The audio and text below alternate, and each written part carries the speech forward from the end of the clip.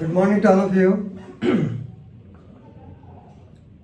Yesterday, the Honorable Supreme Court of India, two judges bench, Justice Mohan M. Shantanagaundar and Justice R. Subhash Reddy, while disposing the criminal appeal number 283 by 2021, in the case of Krishna Chavala and others versus State of UP and others and another.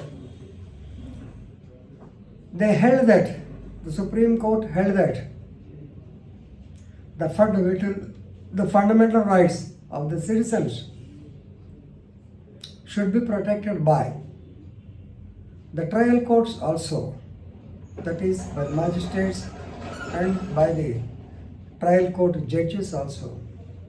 They have got as much, if not extra, the powers of the High Court and Supreme Court in protecting the interest of the citizens under Article 21 of the Constitution of India, because they are the basic courts.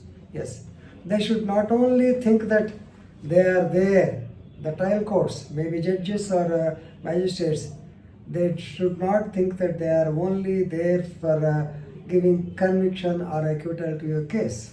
They have got the onerous responsibility of nipping the fixes and frivolous cases in the bud stage itself. Otherwise, what happens? Otherwise, the pendency will be heavy. Nowadays, the Supreme Court, the honorable courts in the entire country, they are struggling with 70% pendency. You may be knowing, pending cases are 70%, to be disposed on only 30%. So they have to concentrate much on the pendency of the cases. So in the trial courts, they have been forwarding the cases like this without nipping them in the bud stage. Then the pendency will become heavy and it will be a difficult task even for the judicial administration. So this is the view of the Supreme Court in this particular case. Now let's go into the details of the case. The case is very simple case which happened in the year 2012. Now we are in 2021, right? The Krishna Chavala and the other person, both of them are neighbors.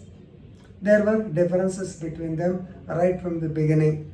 They used to quarrel with each other, prolonged litigation. Even though they are agriculturists, no peace coexisted between them. Right? It so happened on 5/8/2012. On 5/8/2012, they have given case and counter in UP, that is in Meerut area or something area, Daurala something they are telling, Daurala PS. So, in the initial stage, in the first instance, the respondent, he went to Daurala police station and he reported a non-cognizable, almost they have given a chit as non-cognizable. So it was registered as NCR number 158 by 2012 because the sections are 323, 504 and 506. Here please remember, 506 is the most troublesome section here, and all of them have gone wrong with section 506 clause 2 of the IPC. Right, they have given since 323, 504 and 506, they are non-cognizable. They have said, okay, these are all only non-cognizable cases. We will take permission of the magistrate and we will decide the case, or we are referring the case as NC. Same thing happened with the appellant also. His son, the appellant's son, he went into the same police station. He filed another case, same under sections almost 323, 504 and 506 only. Both these cases, right? Of course, here he has requested the court to, so he filed a private complaint before the court under 155 clause 2, and it has forwarded the matter to the police station who registered a case, sought permission for the NC case, and they have filed the charge sheet also. Whereas the first instance, they have refused to take up investigation. Right?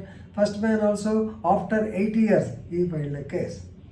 After 8 years, he filed a case under section 200, that is private complaint. It was also taken on file. Now they have given summons to the accused, that is to the appellant in this case. Now, aggrieved by this, he went to the High Court, almost trial court to High Court, and all of them confirmed that since section 506 part 2 says that the offence is punishable for 7 years, then there is no limitation. Normally, we were knowing, according to even CRPC, according to the Limitation Act also. So normally the limitation period for such cases is 323, 504, 506 only. Below 3 years, the limitation period 3 years. The incident took place on 5/8/2012. They have filed the private complaint on 2018. Then after a period of 6 or 7 years, the limitation period will come into. Definitely it will play a major factor. They should have stopped it there itself. But they have taken the wrong view. On 506 clause 2 IPC, they said that it is, since it is 7 years, limitation is period there. With this prolonged thing, they have continued the matter, and ultimately the matter came to the notice of Supreme Court. Supreme Court stated that when it is 323, 504, 506 part 1 will come, where the necessity for including 506 part 2. So the magistrate has erred. The magistrate has not taken into consideration. The magistrate should have thought whether it is a frivolous matter, whether it is a correct matter, and decide the case at the earlier stage itself. Otherwise, what happens now, the matter has come up to the level of the Supreme Court, where they have quashed the entire thing. Both cases, 158, 160, NC cases, all these things have been quashed and asked them to go away. The summons were issued to the appellant, they were also passed. So please remember, it is a settled canon of law that the court has got inherent powers. So what all the Supreme Court wants to say is that the lower judiciary in the lower run, that is magistrate, trial court, high court, all of them have got a right to hold the fundamental rights of the citizens.